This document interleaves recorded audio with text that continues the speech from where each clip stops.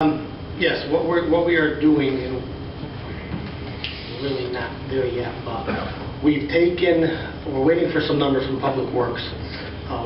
We have decided, in conjunction with the Chamber, Park Department, as well as Public Works, we are going to take the corner of Riverside Avenue and North Main Street, and the thought is to put a greenscape down there, sod, turf, with our showmobile, and have something every weekend, whether it's a concert, magic show, farmer's market, craft fair. Just have activity downtown every weekend.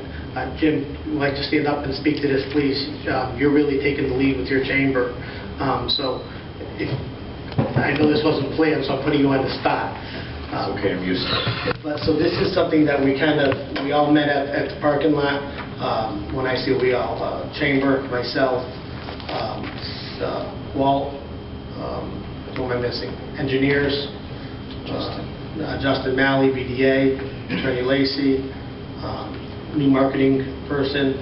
And when we talked about what would be the best site, it was marked out. We all went back for a second visit, looked at it, and we agreed that this is where it's going to go.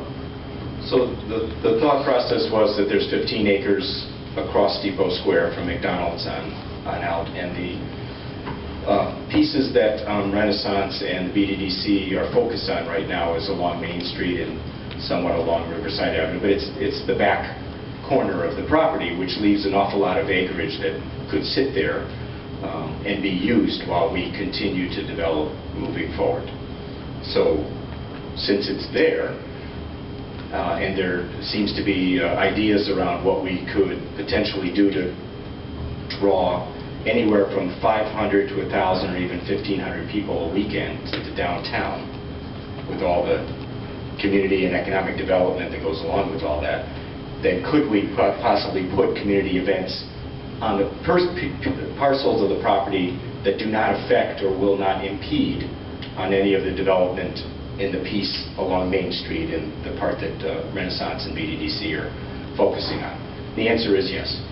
So there's already things that we've seen gone down there. I mean, the car shows show up, and it just seems like it would be a relatively simple, quote unquote, activity to put together a community calendar with all the different service organizations in town. So the Chamber is going to help coordinate all the different ideas that people will have to put events downtown that would draw a number of people on weekends between, let's say, April and October.